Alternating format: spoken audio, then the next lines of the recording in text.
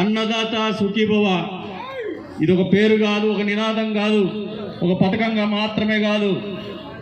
చంద్రబాబు నాయుడు గారి మనసులో రైతాంగం పట్ల ఉన్నటువంటి ప్రేమ, అంకిత భావం, ఒక భావోద్వేగం. మీరు ఒకసారి గమనిస్తే ఈ రోజున ఏదో 7,000 రూపాయల వరకే ఆయన ఆలోచన ఆగిపోలేదు రైతాంగం గురించి.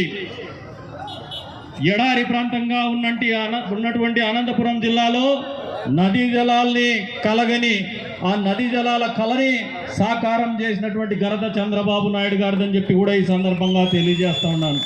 1996లో హంద్రీనీవా సుజల స్రవంతి రూపకల్పన చేసి అమలు చేసేటువంటి కార్యక్రమం మొదలుపెట్టినారు. అక్కడ మొదలు పెడితే దాదాపు ఆ రోజున పరిపాలనా అనుమతులు 14,000 కోట్ల రూపాయలకి పరిపాలనా అనుమతులు ఇచ్చి, తదుపరి మొన్నటి ప్రభుత్వంలో 11,000 కోట్ల చిల్లర పైచిలకు పనులు చేసేసి ఈ ప్రాంతానికి కృష్ణా నదీ జలాలు తీసుకొచ్చింది వాస్తవమా కాదా? మీరందరూ కూడా గట్టిగా చప్పట్లు కొట్టి తెలియజెప్పమంటున్నాను. మన హంద్రీనీవాకు కృష్ణా జలాలు వచ్చినాయా? చెర్లోపల్లిలో నీళ్లు ఉన్నాయా? మన కాలువలు పూర్తి చేసినారా? మళ్ళీ కూడా ప్రభుత్వం ఏర్పడుతూనే మొదటి సంవత్సరంలో ఆర్థికంగా ఇబ్బందులు ఉన్నప్పటికీ దాదాపు 2,000 కోట్ల పైచిలకు డబ్బులు కేటాయించి హంద్రీనీవా కాలువ కొన్ని చోట్ల వెడల్పు చేసి లైనింగ్ చేస్తున్నటువంటి పనులు. మన ప్రాంతంలో కూడా హంద్రీనీవాలో ఏదైతే లైనింగ్ కార్యక్రమాలు చేస్తూ ఈ ప్రాంతంలో ఆయకట్టు హంద్రీనీవా చెర్లోపల్లి కిందే ఉండదు, చెరువుల కిందే ఉంటుందనే ఆలోచనతోనే అంతకు మునుపు మన ప్రభుత్వం ఉన్నప్పుడే గొలుసు కట్టు చెరువుల్ని పెంచుకొని ట్యాంక్ బండ్స్ని స్ట్రెంగ్తన్ చేసుకొని మనం ఈ రోజున హంద్రీనీవా ద్వారా నీళ్ళు ఇచ్చేటువంటి కార్యక్రమము సజావుగా జరుగుతోంది. ఈ ప్రాంత రైతాంగానికి భూగర్భ జలాలు అంటడిపోకుండా కాపాడుకున్నటువంటి పరిస్థితులు ఎవరు చేసినారంటే చంద్రబాబు నాయుడు గారి కృతనిశ్చయమైన ఆశయం అని చెప్పేసి కూడా ఈ సందర్భంగా తెలియజేస్తా ఉన్నాను. ఈ రోజున మీరు ఒకసారి గమనించుకోండి, గడిచిన 5 సంవత్సరాల కాలంలో జగన్మోహన్ రెడ్డి ఎప్పుడు కూడా చంద్రబాబు నాయుడు గారిని ఎగతాళి చేస్తూ ఉంటారు, వ్యవసాయం దండగా అన్నాడని చెప్పేసి. 11,000 కోట్ల చిల్లర రూపాయలు ఖర్చు పెట్టినటువంటి చంద్రబాబు నాయుడు గారి ఆలోచన ఎక్కడ రైతాంగం గురించి? 5 సంవత్సరాల కాలంలో కేవలం ఒక 300 కోట్ల రూపాయలు అది కూడా కొట్టేయడానికి వాడేసినటువంటి జగన్మోహన్ రెడ్డి గారి ఆలోచన ఎక్కడ రైతాంగం గురించి? ఒక్కసారి అర్థం చేసుకోమంటాను.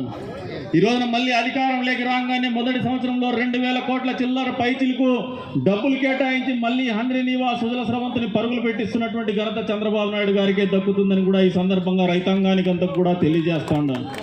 గడిచిన 5 సంవత్సరాల కాలంలో మీరు ఒకసారి ఇక్కడ తలుపుల మండలం నుంచి కూడా రైతులు వచ్చి ఉన్నారు.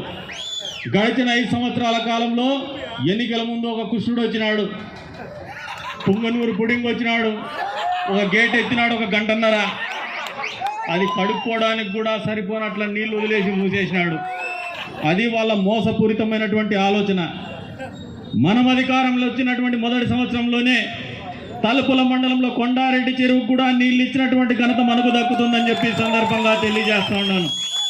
అంతేకాకుండా ఈ రోజున హంద్రీనీవా ద్వారా లైనింగ్ పనులు పూర్తి చేసి నిన్నటి రోజునే రివ్యూ పెట్టుకున్నాం. మనం అన్ని చెరువులకు కూడా ప్రభుత్వ పరంగా ఆదేశాలు లేకపోయినప్పటికీ ప్రభుత్వం యొక్క ఆలోచన విధానం స్పష్టంగా ఉంది. ప్రతి చెరువుకు నీళ్లు అందించమని చెప్పేసి అన్అఫిషియల్గానే ముఖ్యమంత్రి గారు కూడా ఆదేశాలు చేశారని చెప్పేసి కూడా మీకు ఈ సందర్భంగా తెలియజేస్తా ఉన్నాను.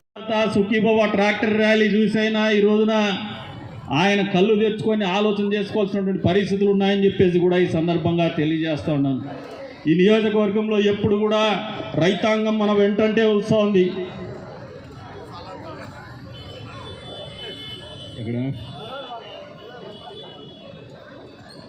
మా పెద్ద ఆయన పెద్దిరెడ్డి రామచంద్రరెడ్డి గారు పోతున్నారంటే ఒకసారి చూడండి సార్, ఇక్కడ మీరు చాలాసార్లు రైల్వే గేట్ల దగ్గరే తప్పించుకొని పోయింటారు. ఇది ఊరు నడిబొట్టు. ఈ ఊరు నడిబొట్టులో ఈ ర్యాలీని ఒకసారి చూసుకోమంటాడ పెద్ద ఆయన్ని పెద్దిరెడ్డి రామచంద్రరెడ్డి గారిని. రైతుల ఉత్సాహాన్ని చూడమంటాడా, చంద్రబాబు నాయుడు గారు చేసినటువంటి మంచిని కళ్ళతో చూడమంటున్నాను. చంద్రబాబు నాయుడు గారి ఆలోచన విధానాన్ని రైతాంగం ఎంత పెద్ద ఎత్తున సంతోషంగా కనువిందు చేసుకుంటున్నారో చూడమంటున్నాను. రండి. అంతేకాకుండా ఈ రోజున ఒక్క పిలుపుతో అన్నదాత సుఖీభవ అమలైనటువంటి తీరుతో యావత్ రైతాంగంలో కూడా ప్రతి కుటుంబంలో కూడా ఒక సంతోషం, ఈ ప్రభుత్వం మీద నమ్మకం, మళ్ళీ వ్యవసాయం చేయాలనే పట్టుదల, సంకల్పం, ఆశయం ఎక్కడ కూడా సడలిపోకుండా పరిస్థితులు నెలకొల్పినటువంటి ఘనత ఈ కూటమి ప్రభుత్వానికి దక్కుతుంది చంద్రబాబు నాయుడు గారి నాయకత్వంలో అని చెప్పేసి కూడా ఈ సందర్భంగా తెలియజేస్తా ఉన్నాను. కాబట్టి మనమందరూ కూడా ఆయనకు దారి వదలండి, పంపించండి, క్లియర్ చేయండి, క్లియర్ చేయండి.